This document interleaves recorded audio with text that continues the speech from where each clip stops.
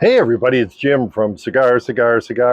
It's a beautiful but very hot summer morning, and what better way to enjoy that than with a breakfast taco? But I'm not talking about a taco you eat, I'm talking about Rojas Cigars breakfast tacos. And what I'm going to do, this is kind of a 3-for-1. We're going to talk about the whole line of these. There are 3 different blends. This is the Connecticut that I happen to be smoking today, but I've smoked all of them, and we're going to talk about each one and kind of review each one. Let's talk a little bit about Rojas. The founder of Rojas Cigars is Noel Rojas, and he's a Cuban immigrant, and his company is now in Richardson, Texas, with a factory in Esteli, Nicaragua. But it's a pretty new company, and if you haven't heard of Rojas Cigars, it's probably because they aren't very well distributed at this point, and they've only been around a couple of years. This line of cigars, the breakfast tacos, have only been around since 2023. This is actually a spin-off from an earlier line that was 2022 that was very successful that were called street tacos. There are 3 blends of this that we'll talk about, and 2 of those blends are actually direct spin-offs from street tacos, and then they added Maduro into the line. So let me get this cut and lit up, and we'll talk a little bit more about it. I got this Rojas breakfast taco lit up, the Connecticut version of it, and Noel Rojas actually bills himself as the king of small gauge cigars. So the biggest gauge that the company has, and those are for the street tacos, are 50 gauge, and these are built at 44 and 4.5 inches long. They're very similar in size and shape to the Fuente Hemingway short story. Looking at the 3 cigars that are the breakfast tacos overall, is that they light, nice and easy. Perfectos can be a little bit tricky to light. It lit up, good smoke production. All 3 of them are a little bit spicy. And so let's kind of walk through each of the 3. Let's start with the Connecticut.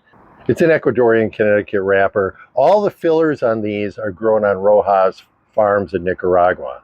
And interestingly enough, one of his farms is in what's called the Sumatra growing region of Nicaragua. And there are very, very few farms there. It's right by Honduras.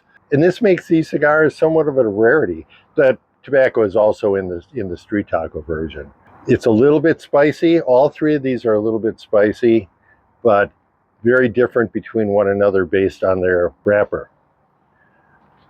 This is smoking like, I would say, a Connecticut Plus, what I call, I guess that's my made-up name, Connecticut Plus.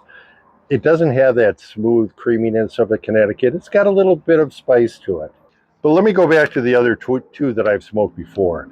Now this one you might notice has kind of a yellow band on it, and that differentiates it from the purple band and the orange band. The purple band is the Sumatra. And I have to say the Sumatra version of the breakfast taco is my favorite one. And that Sumatra wrapper is really interesting. It does give you a Hemingway short story kind of vibe in the flavor. And I always think Sumatra wrappers are poor man's Cameroon, and that's what the Hemingway has on it, is Cameroon. Much more rare and expensive tobacco than Sumatra. What I like about the Sumatra version of this is it's very meaty, and all 3 of these actually sort of evoke, believe it or not, a taco-like flavor. And I thought maybe it's in my imagination because of the name of the cigar, but they actually do have sort of a meaty, spicy flavor to them. This one, the Connecticut, a little bit less than the other ones. You'll definitely notice that in the Sumatra version and also in the San Andres version, which is the orange band. And that San Andres Maduro is pretty full-bodied cigar. Besides the earthiness of a San Andres, it also evokes that taco-like flavor. Sort of chili powder and meatiness, I guess, is the best way to put it. So interesting flavor on these. One of the differences that they bill these as versus the street taco is these are supposed to be lower priming fillers, and so they're a little bit more mild. I don't find that to be the case. Maybe a tiny bit less bold for these, but it's hardly a noticeable difference. Let's talk a little bit more about Rojas. Rojas Tobacco, like I said, new company, pretty spotty distribution at this point. I got these on Cigar Page in a sampler, and they were about $7 a piece. I think it was $70 for 10 of them. If you can find them, you can buy a bundle of 30 for, I think, about $170. So they're about $5.50 each. They really do pack a little bit of a punch for a small cigar, good flavor. They're about a 25-minute smoke. Perfectos normally have little problems in lighting, little problems in smoke production for a while, some draw problems. I've smoked quite a few of these, as I said, and I haven't had a problem with them yet. Very good draw, almost approaching an open draw, which for that size is kind of unusual. And the burn has been good on all of them. They're definitely a worthwhile cigar and worth trying if you can get around their spotty distribution. If you're inclined, give them a try. Jim from Cigars, Cigars, Cigars. I will see you next time.